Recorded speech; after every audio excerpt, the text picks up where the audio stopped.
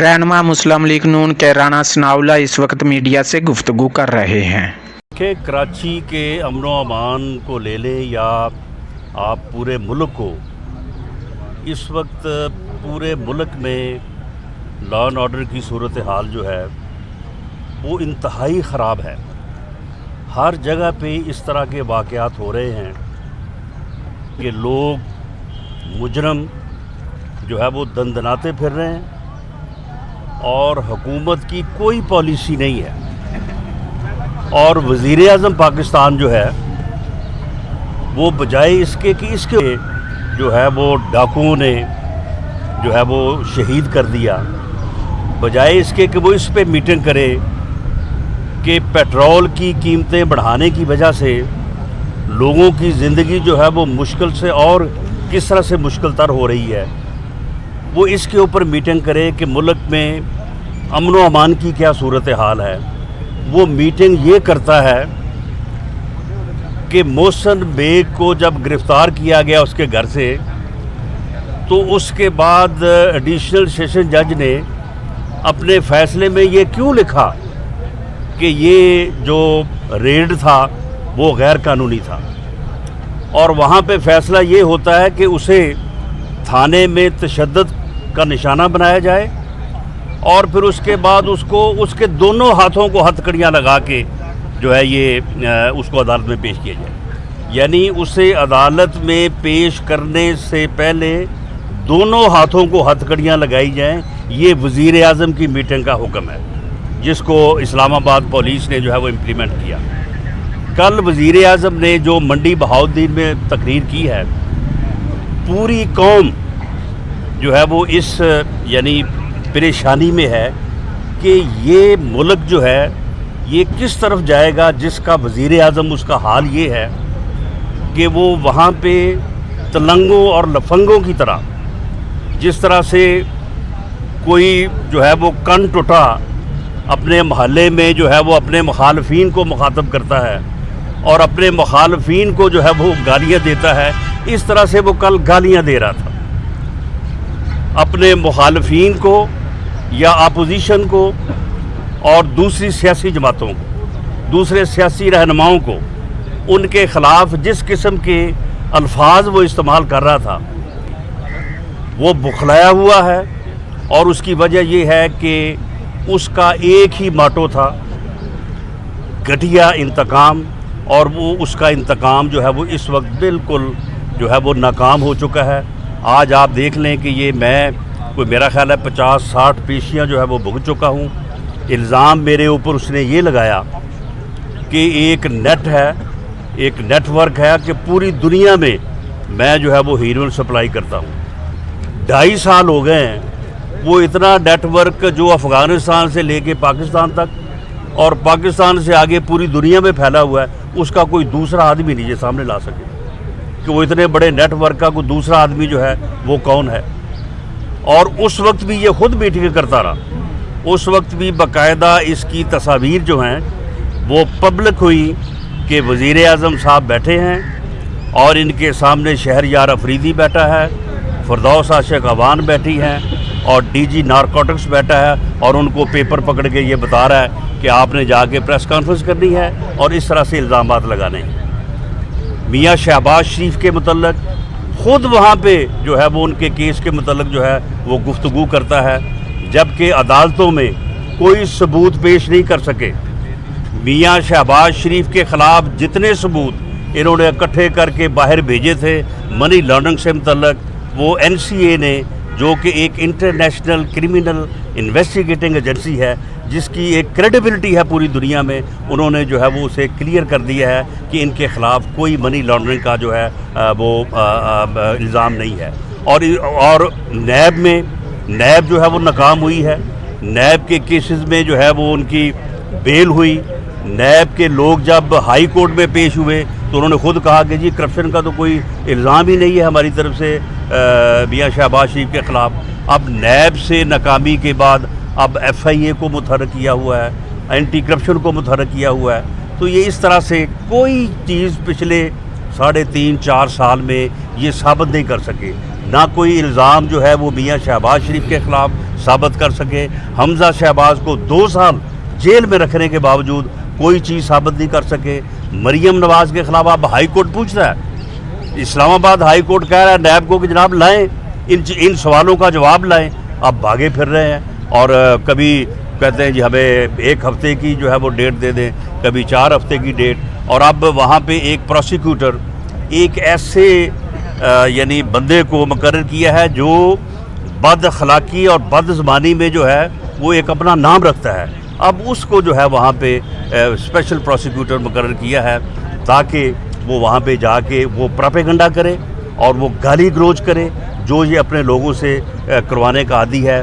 पिछले 4 साल में मासवाए प्रोपेगेंडा के, मासवाए अपने जो है वो मुखालफिन को ललकारने के, मासवाए अपोजिशन के ख़िलाफ़ मुकदमे बनाने के इस बंदे ने कोई काम नहीं किया। कोई इसका विजन नहीं है, कोई इसकी पॉलिसी नहीं है, कोई इसको मुल्क की खैर खाई जो है वो मतलूब नहीं है। और यही वजह है कि एक ऐसे बंदे के मुसल्लत होने की वजह से मुल्क में इस वक्त सूरत हाल जो है वो ये है कि ना कोई लॉ एंड ऑर्डर की सूरत हाल है, ना कोई जो है वो डिलीवरी है, ना कोई गवर्नेंस है, ना कोई परफॉर्मेंस है। और मुल्क जो है वो दिन ब दिन जो है वो इंतहाई जो है वो है। और हमें ये ख़दशा है कि अगर इसको इसी तरह से और वक़्त मिला तो ये मुल्क को नाकाबिले तलाफ़ी नुकसान पहुँचाएगा। इसलिए अपोजिशन जो है वो भरपूर कोशिश कर रही है, लॉन्ग मार्च भी का ऑप्शन भी अपना रही है, एहतजाज भी हम करेंगे और उसके अलावा अदम एतमाद भी इंशाअल्लाह ताला हमें उम्मीद है कि अवाम की दुआओं से जो है वो अदम एतमाद भी कामयाब होगा और ये एक नहल और नालायक टोला जो इस मुल्क में मुसल्लत है उससे निजात मिलेगी। सर राणा साहब, आप क्या पहले पंजाब असम्बली अदम एतमाद लाने लगे हैं, और अगर जहाँ पर भी पहले आज ला रहे हैं आपकी नंबर्स कैसे पूरे होंगे? देखिए, जहाँ तक नंबर्स का तल्लक है, आप मुझे बताएं कि इनके पास जो इन्होंने वोट ऑफ कॉन्फिडेंस लिया है वज़ीर आज़म ने, एक दफ़ा 176 वोट थे और एक दफ़ा जो है वो 178 वोट थे, यानी 172 का कट ऑफ फिगर है। यानी टोटल वहाँ पे बैलेंस जो है वो 6 वोट का है। और अगर 7 या 8 लोग जो हैं इनके ख़िलाफ़ अदम एतमाद का इजहार कर दें तो फिर आप मुझे बताएं कि इनका वोट ऑफ कॉन्फिडेंस कहाँ जाता है। यही सूरत हाल जो है वो 14 या 15 वोटों की जो है वो यहाँ पंजाब असम्बली में है। तो इनके अपने लोग जो हैं, इनके अपने लोग इनसे इतने तंग हैं और वो अगला इलेक्शन इनके साथ लड़ना चाहते हैं, ना वो अगली सियासत इनके साथ करना चाहती है।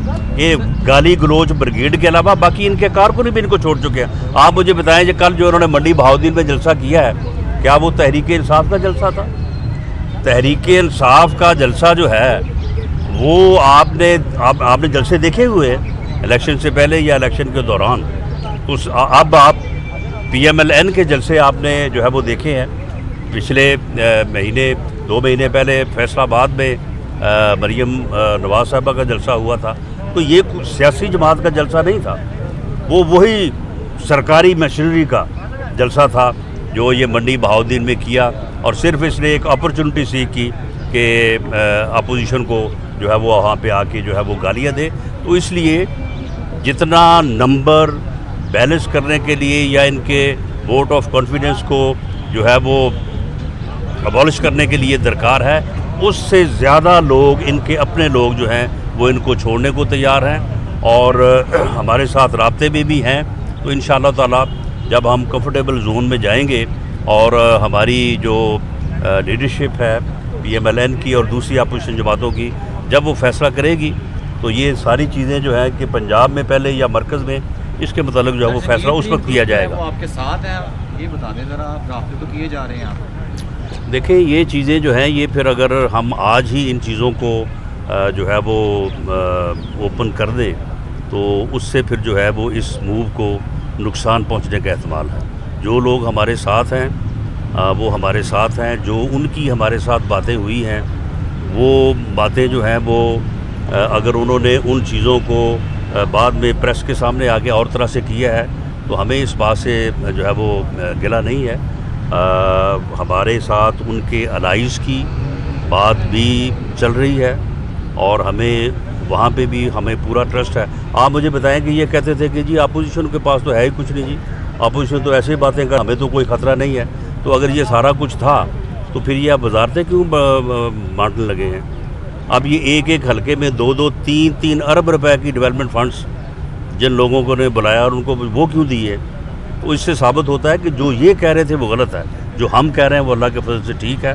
اور عوام کی دعائیں بھی ہیں ہر طرف, ہر جگہ پہ جہاں بھی ہم جاتے ہیں لوگ یہی کہتے ہیں کہ انہوں کو کدوں جان چھڑاؤ, انہوں کو جان چھڑاؤ. اس وقت یہ حالت ہے پورے ملک کی. تو انشاءاللہ تعالی عوام کی دعاؤں سے انشاءاللہ عدم اعتماد کی تحریک جو ہے وہ بھی کامیاب ہوگی. عدم اعتماد کے لیے کیا اپوزیشن جو ہے وہ بھی کسی امپائر کی انگلی کی طرف دیکھ رہی ہے؟ جی بالکل نہیں, ہم کسی امپائر کی انگلی کی طرف نہیں دیکھ رہے. ہاں یہ ہمارا مطالبہ ضرور ہے اور ہم یہ چاہتے ہیں, یہ ہماری سیاست ہے, یہ ہمارا مقصد ہے کہ کسی امپائر کی انگلی نہیں ہونی چاہیے. کسی امپائر کو ملک کے سیاسی معاملات میں مخل نہیں ہونا چاہیے. سیاست جو ہے وہ سیاسی جماعتوں کا کام ہے, سیاستدانوں کا کام ہے. باقی جس کا جو کام ہے, جس کو جو آئین جو ہے وہ جس طرح سے اختیارات تفویض کرتا ہے, انہیں اپنی آئینی حدود میں سیاسی جماعتوں کو بھی, پارلیمنٹ کو بھی, عدلیہ کو بھی اور باقی اداروں کو بھی جو ہے آئینی حدود میں کام کرنا چاہیے. آئین کے اوپر عمل کرنے سے ہی ملک آگے بڑھے گا. اگر ملک جو ہے وہ آج اس نہج کو پہنچا ہے, اگر اس قسم کے نالائق نااہل لوگ ملک کے اوپر مسلط ہوئے ہیں تو اس کی وجہ صرف یہ ہے کہ آئین کے اوپر عمل نہیں ہوا. اگر آئین کے اوپر عمل ہو تو کوئی اس سے فرق نہیں پڑتا کہ نظام کون سا ہے, یہ پارلیمانی ہے, صدارتی ہے یا کوئی اور ہے. نظام سے کوئی فرق نہیں پڑتا. آئین کے اوپر عمل کیا جائے اور تمام ادارے, تمام جو ہے وہ سیگمنٹ آف سوسائٹی آئینی حدود میں رہ کے اپنی ذمہ داریاں نبھائیں تو ملک جو ہے وہ بالکل ترقی کر سکتا ہے. اگر ہمارے ملک میں بھی ایسا ہوتا تو ہم آج جو ہے وہ بہت آگے ہوتے, اور ہماری اس پستی کی وجہ, ہمارے اس جو ہے وہ برے حال کی وجہ جو ہے بنیادی طور پہ یہی ہے کہ آئین کے اوپر عمل نہیں ہوا. Thank you.